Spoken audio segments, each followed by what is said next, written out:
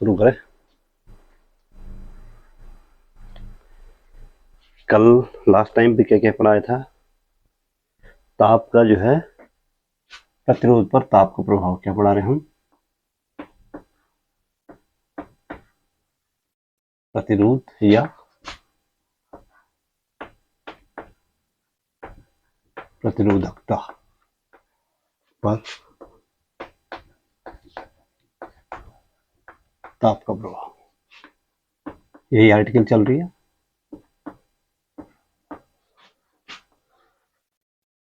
कल हम पढ़ चुके हैं कि धातुओं पर, धात्विक चालकों पर धातु का ताप परिवर्तन का क्या प्रभाव पड़ता है, ये मैं कल बता चुका हूँ। ठीक है ना।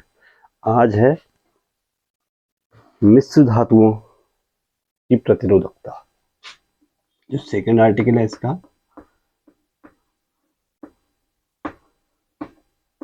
मिश्र धातुओं को अलॉयज बोलते हैं भाई। कि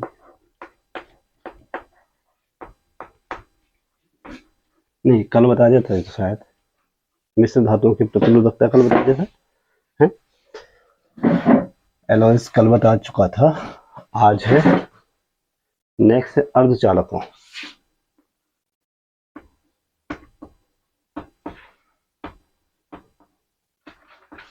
अर्धचालकों यानी कि सेमीकंडक्टर्स हुए। सेमीकंडक्टर्स की प्रतिरोधकता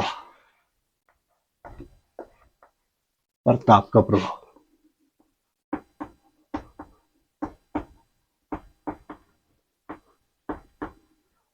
सेमीकंडक्टर्स नाम से ही पता लग रहा है ना, सेमीकंडक्टर्स का मतलब आधे चालक और आधे अर्धचालक।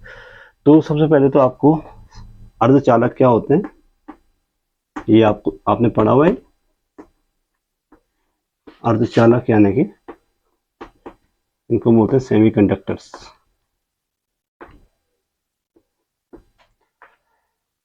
पढ़ रखा आप लोगों ने कि नहीं पढ़ा हुआ?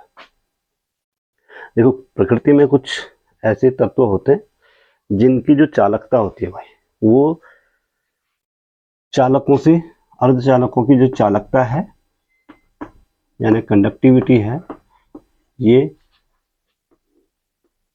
चालकों से बहुत कम, चालकों से बहुत कम होती है इनकी चालकता, और अचालकों से बहुत ज्यादा होती है। अचालकों से बहुत अधिक होती है। ऐसे तत्वों को क्या कहा जाता है? अर्धचालक या सेमीकंडक्टर्स कहा जाता है भाई। ध्यान से सुनो, प्रकृति में कुछ ऐसे तत्व हैं जिनकी चालकता चालकों और अर्धचालकों के बीच होती है, या आप कह सकते हैं कि चालकों से बहुत कम होती है और अचालकों से बहुत ज्यादा होती है। इन तत्वों को बोलते हैं भाई क्या? जैसे उदाहरण के लिए, इनका सबसे बढ़िया उदाहरण है कार्बन, सिलिकॉन, जर्मेनियम। मुख्य रूप से सिलिकॉन और जर्मेनियम, कार्बन, सिलिकॉन, जर्मेनियम। एक और होता है सेलेनियम। कार्बन, सिलिकॉन, जर्मेनियम और सेलेनियम मुख्य रूप से उपयोग में आने वाले अर्धचालक हैं। ठीक है ना। और इनमें से भी मुख्य रूप से जो उपयोग में आते हैं वो आते हैं सिलिकॉन और मोस्ट यूजली जो सबसे ज्यादा यूज होते हैं वो होते हैं सिलिकॉन और जर्मेनियम। अब आपने कभी सोचा कि कुछ चालक जो है, कुछ तत्व चालक होते हैं, कुछ अचालक होते हैं, इनके बीच में अर्धचालक क्यों होते हैं?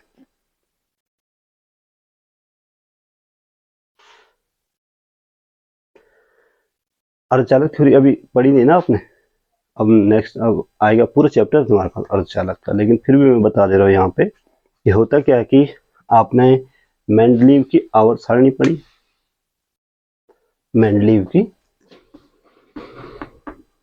पीरियोडिक टेबल पढ़ी है? मेंडलीव की आवर्त सारणी बोलते हैं इसको, या मेंडलीफ बोलते हैं, कई जगह मेंडलीव बोलते हैं।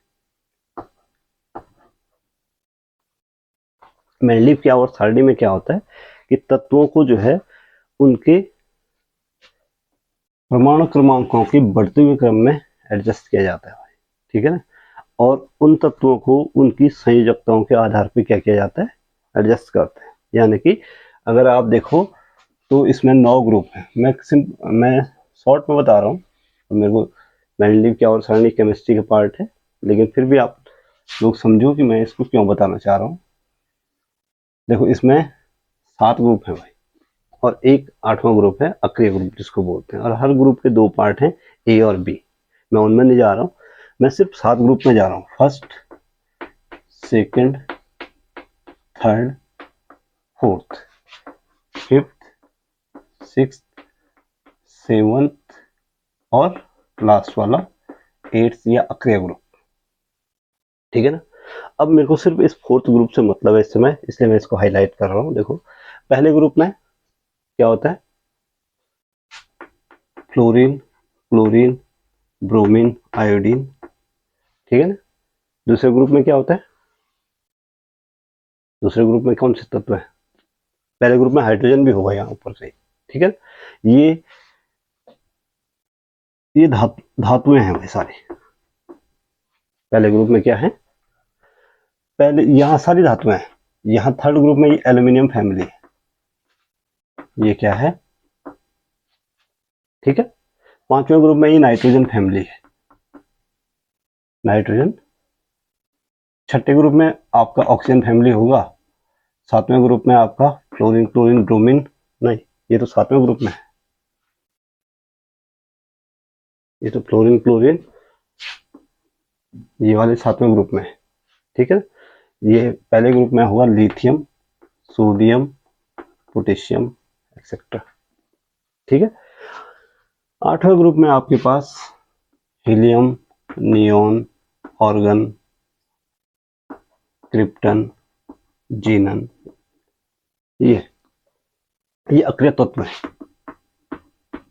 ये क्या है, यहां से इधर एक गैस है, ये सारी क्या है, गैसेज हैं। और यहां से इधर ये सारे के सारे मेटल्स हैं, यानी कि धातु हैं। ये मेटल्स हैं तो ये ऑब्वियसली चालक होंगे। ये क्या होंगे, गैसें हैं, ये मैक्सिमम अचालक या एनटीपी पर अचालक होंगे, ठीक है। और ये वाला जो सबसे इंपॉर्टेंट चीज इसमें है, ये है बीच की कार्बन फैमिली। देखो इसके अंतिम कोष में जो पहला ग्रुप है, इसके अंतिम कोष में 1 इलेक्ट्रॉन होता है। इसके अंतिम कोष में कितने इलेक्ट्रॉन होते हैं फर्स्ट वाले ग्रुप में, ठीक है ना। दूसरे वाला कैसे व्यवस्थित हुआ, इसके 2 इलेक्ट्रॉन होते हैं अंतिम कोष में, तीसरे वाले में 3 इलेक्ट्रॉन होते हैं। अंतिम कोष की बात कर रहा हूँ, ठीक है। चौथे वाले में अंतिम कोष में कितने इलेक्ट्रॉन होते हैं, 4। 5वें वाले में अंतिम कोष में 5 इलेक्ट्रॉन। 6ठे के अंतिम कोष में 6 इलेक्ट्रॉन।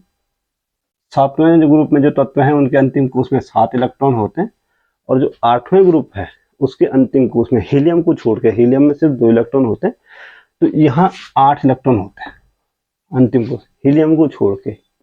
हीलियम जो है अपवाद, यहाँ इनके सब के यहाँ हाइड्रोजन भी ऊपर होता है, तो हाइड्रोजन के भी अंतिम कोष में सिर्फ एकमात्र इलेक्ट्रॉन होता है। अब ध्यान से देखो, कोई भी तत्व जो है अब संयोग करता है, इनके पास ऑप्शन क्या है, ये 1 इलेक्ट्रॉन को क्या कर देता है, छोड़ देता है। ये तत्व 1 इलेक्ट्रॉन को क्या कर देगा, कोई भी तत्व जो है दूसरे तत्व से संयोग क्यों करता है, रासायनिक संयोग क्यों करता है, ताकि उसके अंतिम कोष का अष्टक पूरा हो जाए, वो स्थायी अवस्था में आ जाए, यानी कि इस अवस्था में आ जाए, ठीक है ना। तो इसका ये 1 इलेक्ट्रॉन छोड़ देता है, आसानी से इलेक्ट्रॉन छोड़ सकता है। या इसके बाद 2 ऑप्शन है, 1 इलेक्ट्रॉन छोड़े या 7 इलेक्ट्रॉन क्या करे, ग्रहण करे। तो 7 इलेक्ट्रॉन ग्रहण करना टफ है बजाय कि 1 इलेक्ट्रॉन छोड़ने का। तो कौन सा ऑप्शन चूज करेगा, ये 1 इलेक्ट्रॉन छोड़ देगा। तो ये जो है जैसे लिथियम वाला Na, जैसे सोडियम Na पॉजिटिव हो जाएगा, सोडियम क्या हो जाएगा, ये 2 इलेक्ट्रॉन छोड़ेगा ये वाला ग्रुप, ये वाला ग्रुप 3 इलेक्ट्रॉन छोड़ेगा तो Al ट्रिपल पॉजिटिव हो जाएगा। ठीक है, ये वाला 5 इलेक्ट्रॉन इसके अंतिम कोष में, तो इसके लिए ज्यादा आसान क्या है, 3 इलेक्ट्रॉन ग्रहण करेगा, तो ये 3 इलेक्ट्रॉन ग्रहण करता है, ये 2 इलेक्ट्रॉन ग्रहण करता है, ये वाला सिर्फ 1 इलेक्ट्रॉन ग्रहण करता है, और ये वाला क्या करता है, कोई अभिक्रिया में भाग नहीं लेता है। तो इसमें इंपॉर्टेंट क्या है कि carbon, silicon, germanium, carbon, silicon और जी, कार्बन, सिलिकॉन और वो चौथे ग्रुप में है भाई। अब इसके अंतिम कोष में कितने इलेक्ट्रॉन है, 4 इलेक्ट्रॉन है, तो इसके पास बराबर ऑप्शन है, 4 इलेक्ट्रॉन या तो ये लूज करे या 4 इलेक्ट्रॉन क्या करे, 4 इलेक्ट्रॉन एक्सेप्ट करे, और यही इसको अर्धचालक बनाता है।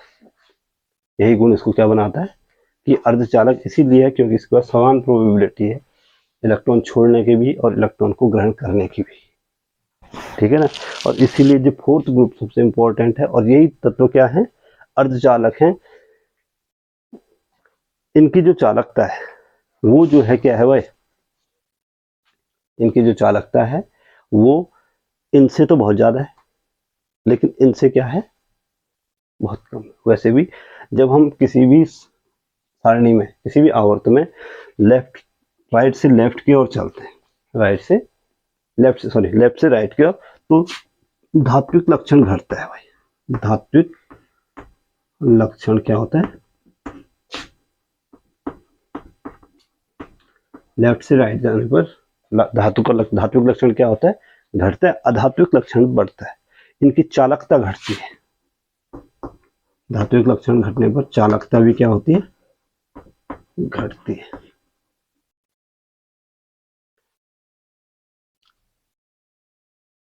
अब बात आती है कि अर्धचालकों पर, जो अर्धचालक है, ये तो बात आई किसकी, अर्धचालक की। अर्धचालकों की जो अर्धचालक हैं उनके प्रतिरोध पर ताप परिवर्तन का क्या प्रभाव पड़ता है। अब अर्धचालकों में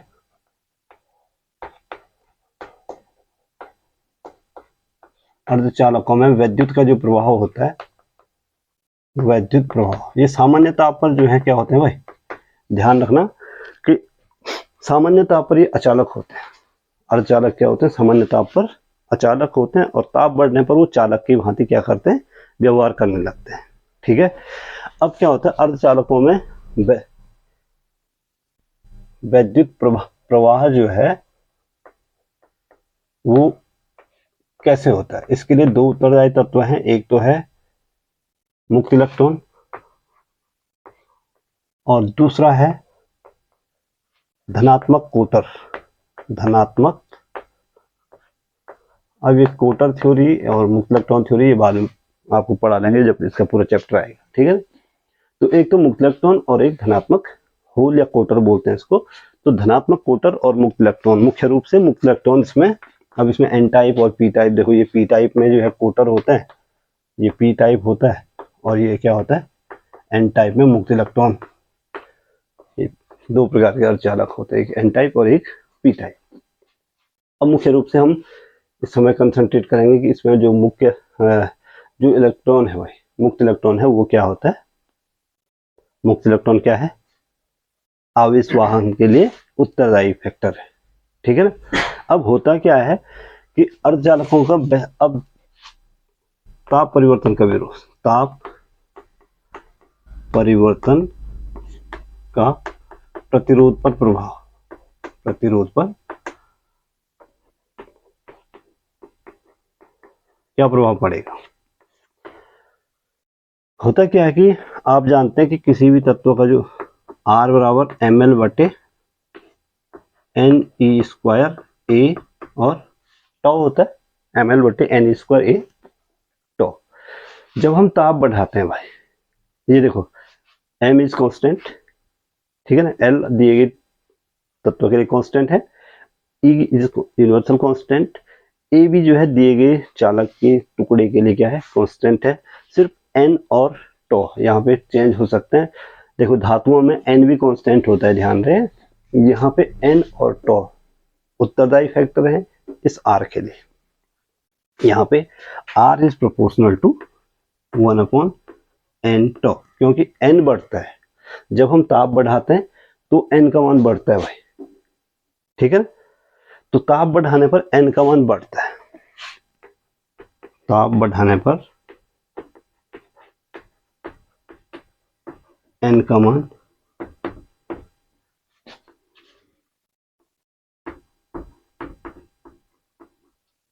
ताप बढ़ाने पर n का मान क्या होता है, अर्थात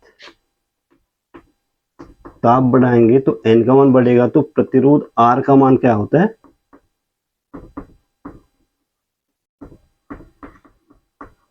R का मान क्या होता है, n हर में R क्या होगा। और आप जानते हैं कि ताप बढ़ाने पर टॉ का मान क्या होता है, क्रांतिकाल टॉ का मान घटता है भाई, ये आपने उसमें भी देखा है, इसमें तत्वों में देखा है। टॉ बराबर क्या होता था, टॉ बराबर लैम्डा अपॉन VRMS होता है, लैम्डा अपॉन लास्ट वाले आर्टिकल में बताया हुआ है, टॉ का मान घटेगा। अब टॉ का मान घटेगा तो R का मान क्या होगा, तो अर्थात R का मान बढ़ता है, R का मान क्या होता है। अब आपको ध्यान ये देना है कि अब आप कैसे डिसाइड करोगे, देखो जब ताप बढ़ाएंगे, ध्यान से देखो, ताप बढ़ाएंगे तो n का मान बढ़ रहा है, n का मान बढ़ रहा है, तो R का मान घट रहा है, और ताप बढ़ाने पर टॉ का मान क्या हो रहा है, घट रहा है, तो इसका मतलब R का मान क्या हो रहा है, बढ़ रहा है, R का मान क्या हो रहा है।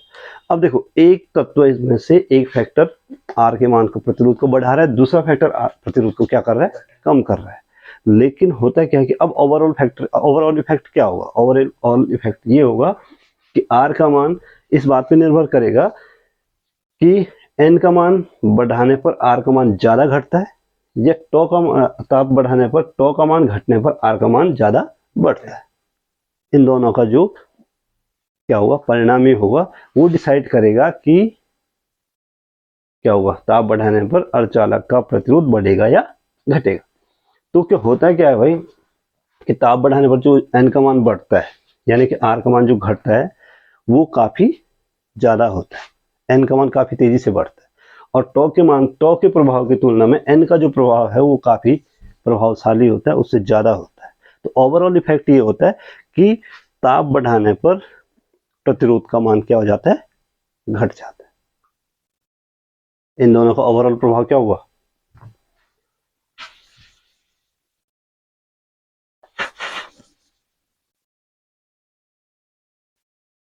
ओवरऑल क्या होता है, ओवरऑल n का मान प्रतिरोध को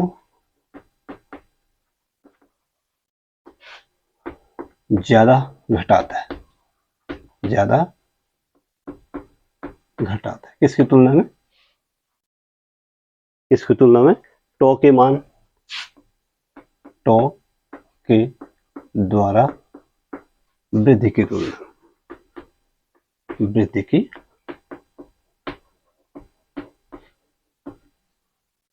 जब हम ताप बढ़ाते हैं तो n का मान बढ़ जाता है, ठीक है ना।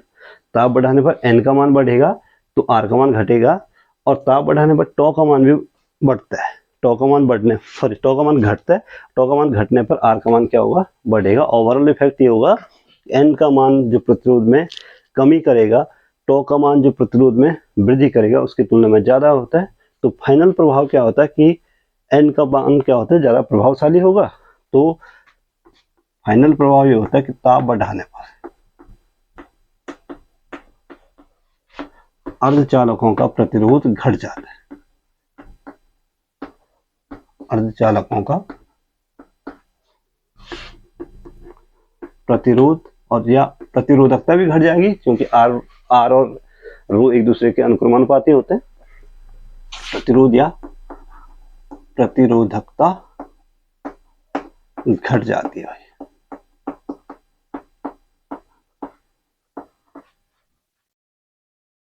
ठीक है ना। और प्रतिरोध घटेगा तो चालकता क्या हो जाती है, चालकता क्या होगी? प्रतिरोध के व्युत्क्रम को चालकता बोलते हैं। तो जब प्रतिरोध घटेगा तो चालकता क्या होगी? चालकता बढ़ जाएगी।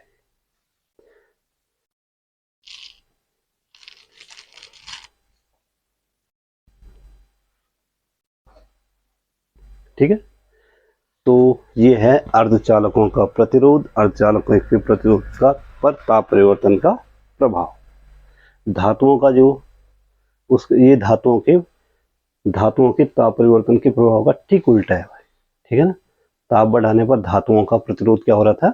बढ़ रहा था, और चालकता क्या हो रही थी? घट रही थी। यहाँ पे ठीक उल्टा हो रहा है, प्रतिरोध घट रहा है और चालकता क्या हो रही है? बढ़ रही है। बात समझ में आ गई? ठीक है, मिटा दो इसको। अब हम नेक्स्ट आर्टिकल पे चलते हैं।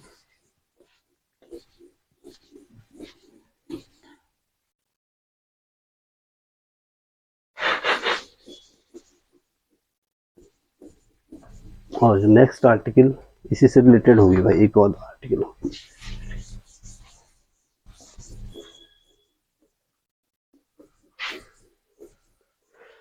नेक्स्ट आर्टिकल है वैद्युत अपघट्यों। नेक्स्ट आर्टिकल है वैद्युत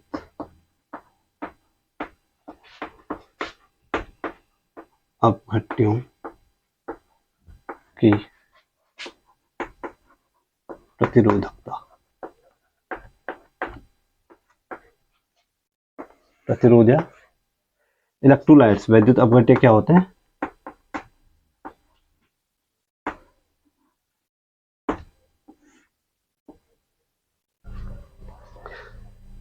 जब सेल पड़े थे, इससे पहले कहीं भी आया था वैद्युत अपघट्य ना, आया था? तो क्या होता है वैद्युत अपघट्य? क्या होता है वैद्युत अपघट्य? वे पदार्थ होते हैं जिनमें हम अगर वैद्युत धारा प्रवाहित करें तो ये अपने आयनों में क्या हो जाते हैं? वैद्युत अपघट्य में, इलेक्ट्रोलाइट्स में हम इलेक्ट्रिक करंट फ्लो करें, इलेक्ट्रिक करंट दें इसको, तो ये आयनों में टूट जाता है। ऐसे पदार्थ को क्या बोलते हैं? वैद्युत अपघट्य बोलते हैं। ठीक है ना। अब वैद्युत अपघट्य में जो है इलेक्ट्रोलाइट्स में जो वैद्युत धारा का प्रवाह होता है, वैद्युत धारा का प्रवाह किसके कारण होता है? आयनों द्वारा होता है।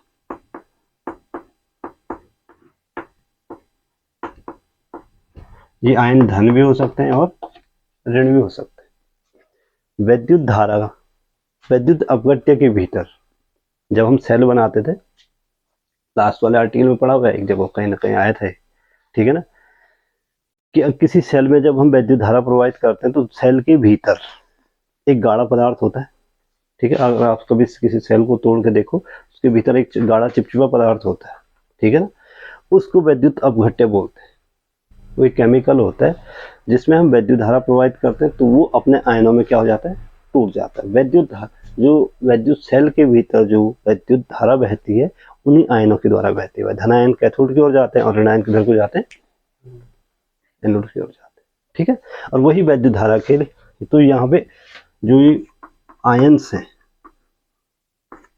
वो वैद्युत धारा के प्रवाह के लिए क्या है? उत्तरदायी। बात समझ में आई? अब ये क्यों बता रहा हूं? और धनायनों के प्रवाह, ये धनायन या ऋणायनों के प्रवाह के मार्ग में जो प्रतिरोध है वो क्या होता है? प्रतिरोध का काम कौन करता है वैद्युत अपघट्यों में? प्रतिरोध का काम क्या कौन करता है? जो वैद्युत अपघट्य का घोल होता है भाई, वैद्युत अपघट्य का जो घोल होता है, जो आपने उस सेल के अंदर भरा रहता है, उसके जो कण है, घोल के कण, वो प्रतिरोध का काम करता है। आयन उनसे टकराते हैं, ठीक है ना, और आयन जब उनसे टकराते हैं तो अपनी कुछ ऊर्जा उनको दे देते हैं, ट्रांसफर कर देते हैं, यानी आयनों की ऊर्जा कुछ कम हो जाती है, और इस प्रकार से जो वैद्युत प्रतिरोध का जो घोल है वो प्रतिरोध का काम करता है। ठीक है ना। अब होता क्या है कि ताप बढ़ाने पर और हम ताप बढ़ाते हैं तो जो घोल है भाई, जो वैद्युत अपघट्य का घोल है वो पतला हो जाता है, ठीक है ना। और इस गुण को क्या बोलते हैं, आपने विस्कोसिटी सुना हुआ है, श्यानता सुना हुआ है वैद्युत अपघट्यों की है।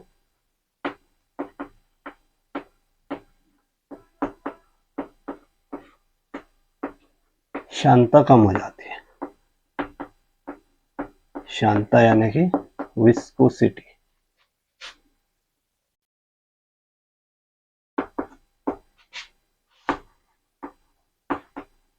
अब इसको आप सिंपली ऐसा समझो कि जो घोल है, जो वैद्युत अपघट्य का घोल वो पतला हो जाता है, गाढ़े की जगह क्या हो जाता है,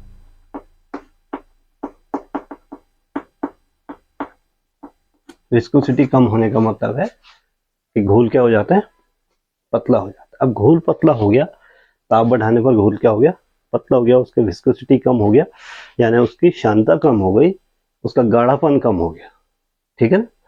तो इससे क्या होगा कि जो प्रतिरोध किससे उत्पन्न हो रहा था, इसके कणों से, अभी पतला हो गया, ठीक है ना। तो प्रतिरोध क्या हो गया, प्रतिरोध या प्रतिरोधकता ये घट जाती है भाई। अब प्रतिरोध, ताप बढ़ाने पर जो है वैद्युत अपघट्यों की श्यानता कम हो गई, श्यानता कम होने के कारण उनके जो घोल है वो पतला हो गया, घोल पतले होने के कारण उसके कण दूर दूर हो गए, और दूर दूर होने के कारण जो प्रतिरोध है, क्योंकि प्रतिरोध यही कण उत्पन्न कर रहे थे ना, तो प्रतिरोध क्या हो गया, कम हो गया। अब प्रतिरोध कम हो गया तो फाइनल ओवरऑल आप कह सकते हैं कि वैद्युत अपघट्यों का प्रतिरोध और प्रतिरोधकता ताप बढ़ाने पर क्या हो जाती है, घट जाती है। आई बात समझ में। अब प्रतिरोधकता घट गई, प्रतिरोध घट गया, तो आप कह सकते हैं कि चालकता बढ़ जाती है, चालकता। तो इस पे भी, किस पे, जो वैद्युत अपघट्य है भाई, वैद्युत अपघट्य पर ताप का प्रभाव ठीक ऐसे ही है जैसा कि अर्धचालकों पर है।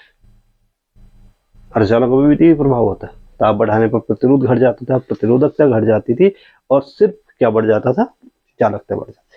तो ताप वृद्धि का वैद्युत प्रतिरोध, ताप वृद्धि का वैद्युत अपघट्य और अर्धचालकों पर जो प्रभाव है वो एक सा है, और दोनों बढ़ाते हैं, ठीक है, बात समझ में आ गई। इसके बाद एक नेक्स्ट आर्टिकल है, और ये काफी इंपॉर्टेंट आर्टिकल है भाई, मिटा दूं मैं इसको।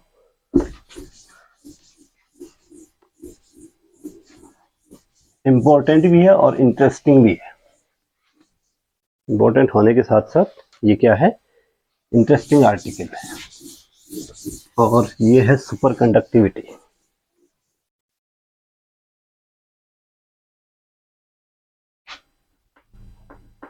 अगले आर्टिकल,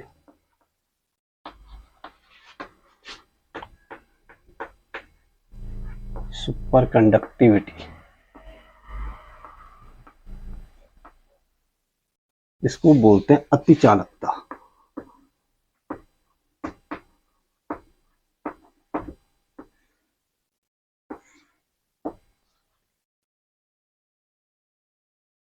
और जो अति चालकता है, अभी जो अति चालकता है, अति चालकता का मतलब है बहुत ही ज्यादा चालक।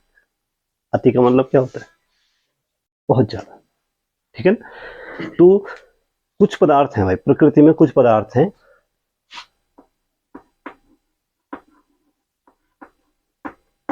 या कुछ तत्व है, पदार्थ का मतलब है वो जो है एलॉयज हो सकते हैं भाई, मिश्र धातुएं हो सकती हैं, या वैद्युत अपघट्य हो सकते हैं, ठीक है ना, या सिंपल तत्व हो सकते हैं। इसको हम पदार्थ में इसलिए लिख दे रहा हूं कि एलॉयज ज्यादा अतिचालक उत्पन्न कर सकते हैं बजाय शुद्ध तत्व की तुलना में।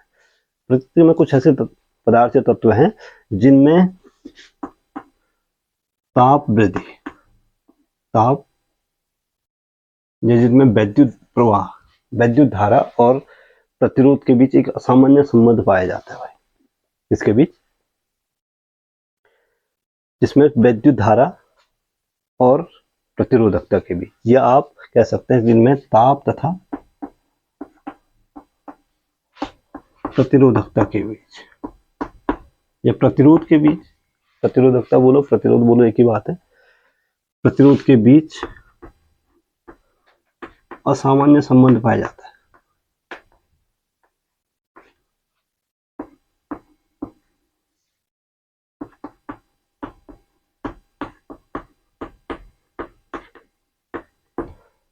सामान्य तत्वों में क्या होता है कि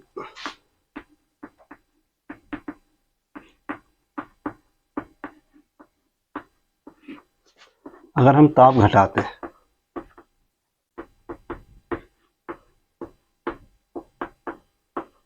प्रतिरोध क्या होगा,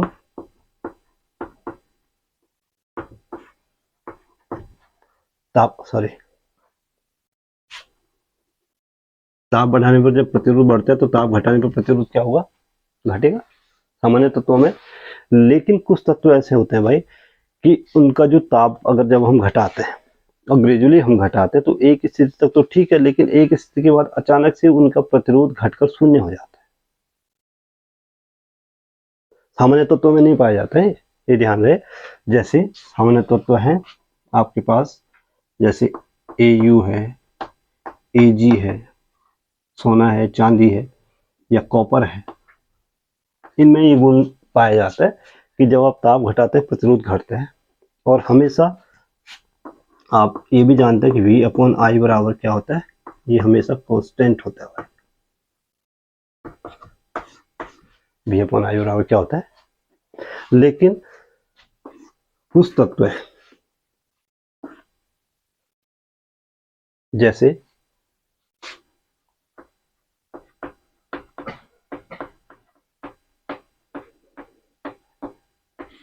हीलियम है भाई, जैसे क्या है, हीलियम है, टंगस्टन है,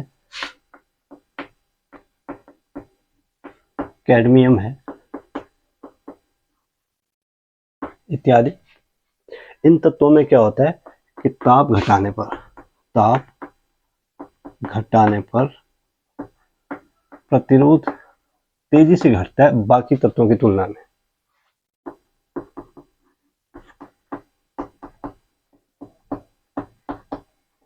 ताप घटाने पर प्रतिरोध क्या होगा, तेजी से घटेगा इन तत्वों की तुलना में भाई, सामान्य तत्वों की तुलना में, ठीक है ना। और एक ऐसा ताप आएगा, एक निश्चित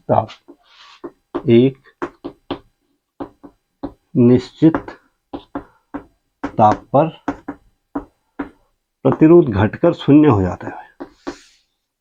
प्रतिरोध घटकर क्या हो जाता है,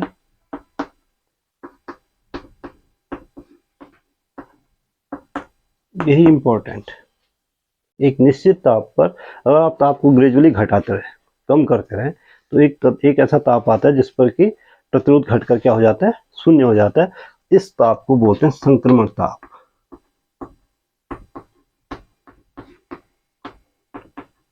ट्रांजिशन टेम्परेचर,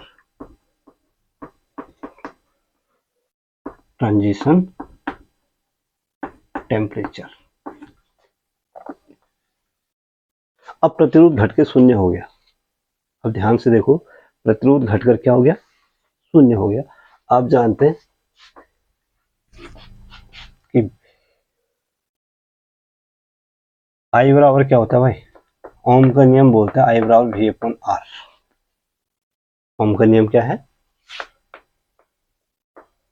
ओम के V/I बराबर R होता है, ठीक है ना। तो I बराबर V/R हो जाएगा।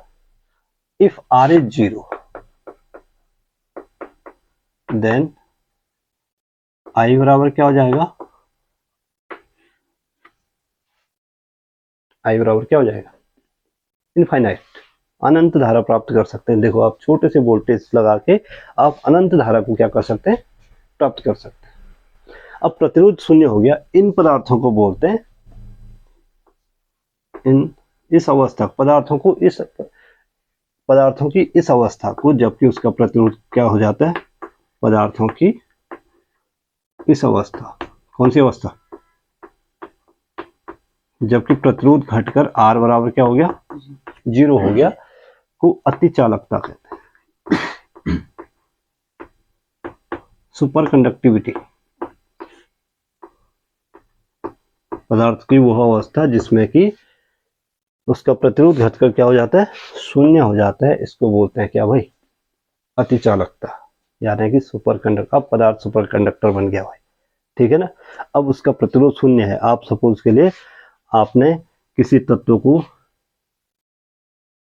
किसी चालक को जो कि अति चालक है, उसको आपने 100 एम्पियर की धारा दी, ठीक है ना।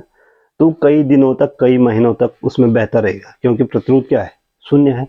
प्रतिरोध शून्य है तो उसमें जो धारा क्षय क्या हो जाएगा, शून्य हो जाएगा। धारा क्षय शून्य हो जाएगा तो धारा अनंत काल तक भी बह सकती है भाई, ये काफी लंबे समय तक बह सकती है।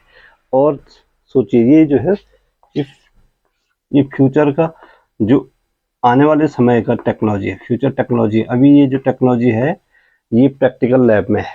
ये किसमें है, अभी ये प्रैक्टिकल लैब में। तो हम सुपर कंडक्टर्स प्राप्त कर सकते हैं।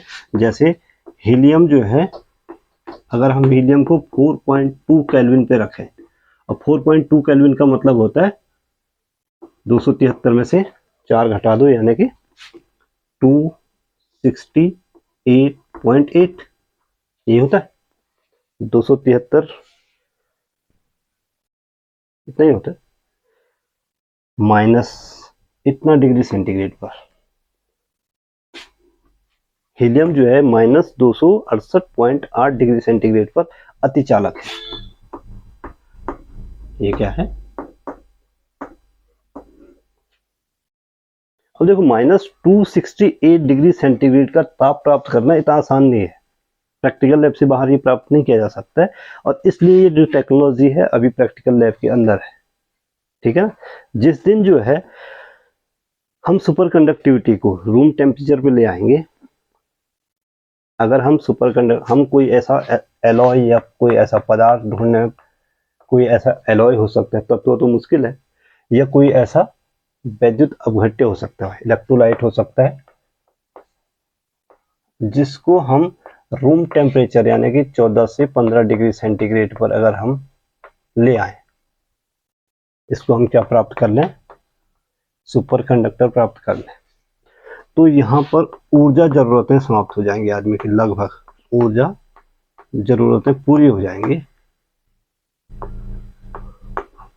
इंसान की।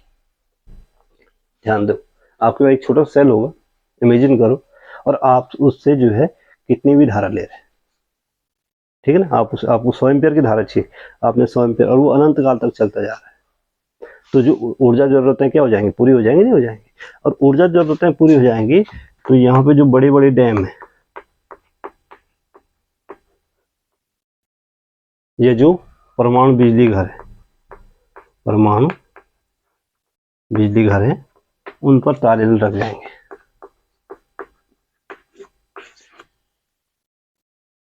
ठीक है। लेकिन ये अभी क्या है, ये अभी भविष्य की बात है। भविष्य में ऐसा होगा, ये निश्चित मान लो। आज नहीं होगा तो आज से 100 साल बाद, 500 साल बाद ऐसा होगा जरूर, कि कोई ना कोई ऐसा एलॉय खोजा जाएगा, कोई ना कोई ऐसा इलेक्ट्रोलाइट खोजा जाएगा जिसको कि रूम टेम्परेचर पे हम सुपर कंडक्टर बना सकते हैं। और एक से ज़्यादा खोजे जाएंगे। देखो जो खोजे हैं, वैज्ञानिक खोजे हैं, वो तो सतत है, ठीक है। तो अभी क्या होता है, अभी हम क्या करते हैं, सपोज के लिए कि हमारे पास एक डैम बनाते हैं। पहले क्या बनाया पहले, ठीक है ना। डैम में जो है, डैम से बिजली उत्पन्न हुई। सपोज के लिए विष्णुप्रयाग में डैम बनाया बड़ा सा, ठीक है। और डैम से बिजली उत्पन्न हुई, कहाँ गई। और हम अभी हम क्या कर रहे हैं कि ये समझिए सुपर कंडक्टर क्या हुआ।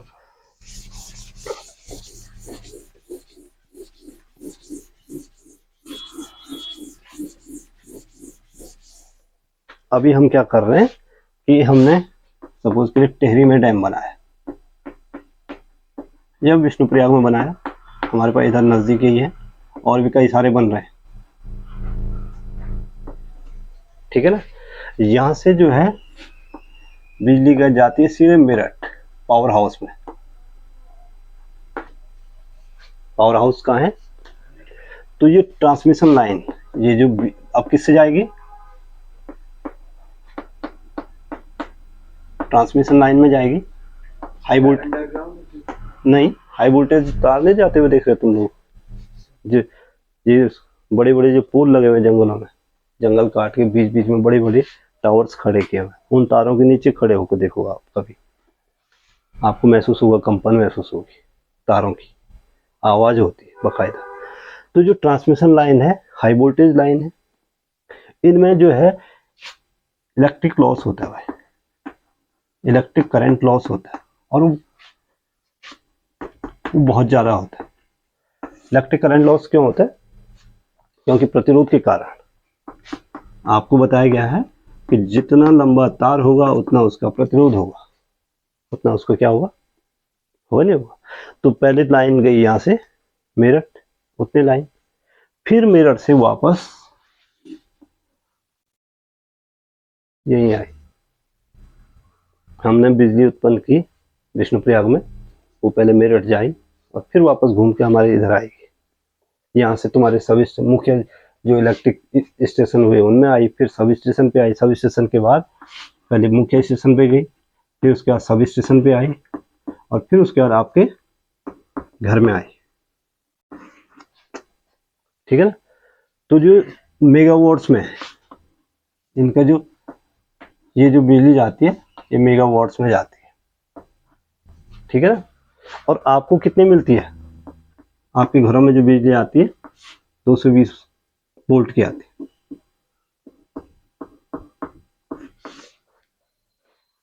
ठीक है ना।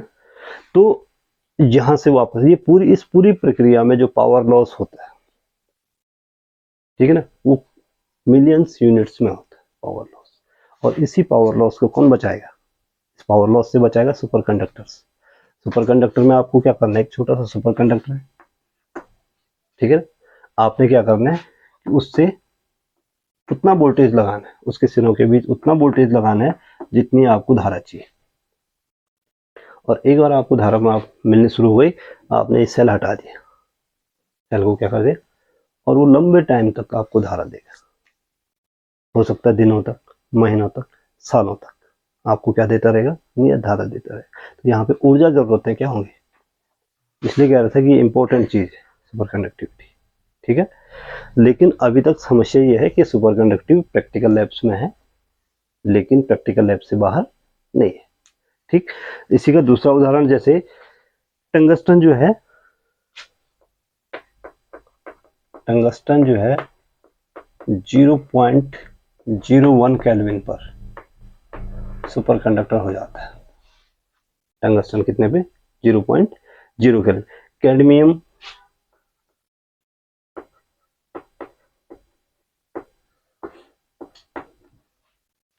नेक्स्ट, कैडमियम है 0.56 केल्विन पर, 0.56 केल्विन है, ध्यान रहे, डिग्री सेल्सियस नहीं, ठीक है ना। डिग्री सेल्सियस तो आप फ्रिज में पैदा कर लोगे, इतना नहीं है। तो केल्विन यानी कि इसको 273, इसमें से 273 घटाना पड़ेगा, ये सुपर कंडक्टर बन जाता है। कैडमियम 0.56 डिग्री केल्विन पर क्या बन गया, सुपर कंडक्टर बन जाता है। ऐसे ही एल्यूमिनियम जो है, एल्यूमिनियम धातु है भाई, प्योर धातु, ठीक है। तो ये जो है 1.19 डिग्री केल्विन पर सुपर कंडक्टर है,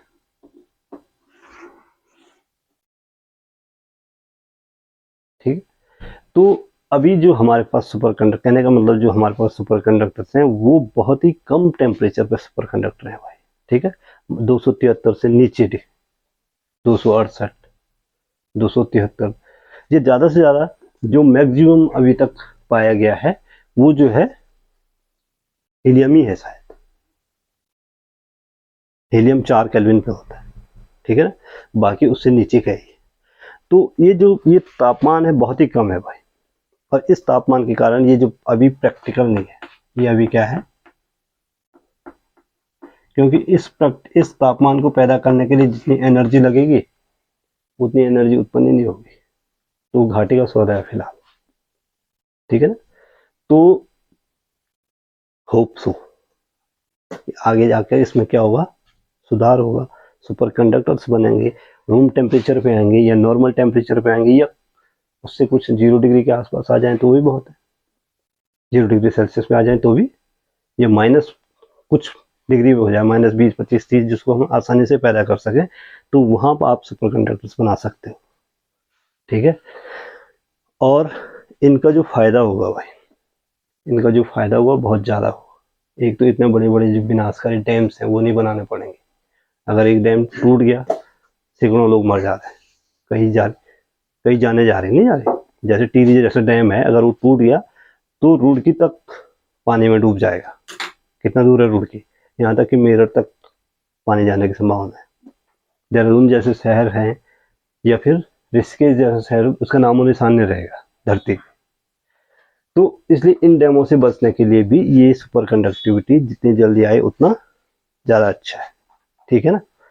तो और इसका फ़ायदा क्या होगा? देखो, इसका फ़ायदा ये होगा कि जब कंपनी को, आपको बिजली की ज़रूरत है, डिमांड और सप्लाई के बीच एक चेन होती है ना, डिमांड एंड सप्लाई। ठीक है।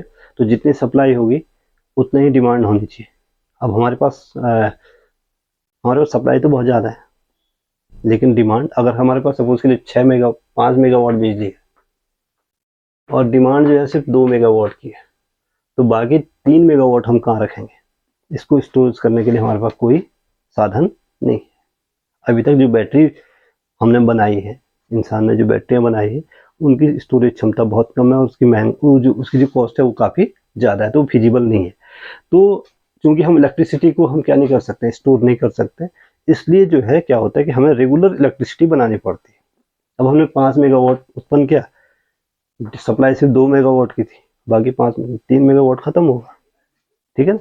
तो होगा क्या कि अगर सुपर कंडक्टिविटी आ गई तो सुपर कंडक्टिविटी रिंग्स में हम इस जो 3 मेगावाट को है, इसको हम यहाँ स्टोर कर सकेंगे। ठीक है ना। और जब डिमांड बढ़ेगी तो हम यहाँ इसको क्या कर सकते हैं? सप्लाई कर सकते हैं। तो ये इसका प्रॉफिट है, इसके फायदे। तो सुपर कंडक्टिविटी क्या होती है? सुपर कंडक्टिविटी किस टेम्परेचर पे काम करती है, क्यों करती है, ये सारी चीज़ें मैं आपको बता चुका हूँ। सुपर कंडक्टर्स बता चुका हूँ, सुपर कंडक्टर्स कौन कौन से ये बता चुका। आई बात समझ में? तो ये है भाई आज के लिए। हो गया? तो आज की क्लास समाप्त कर दूँ? काफ़ी टाइम हो गया।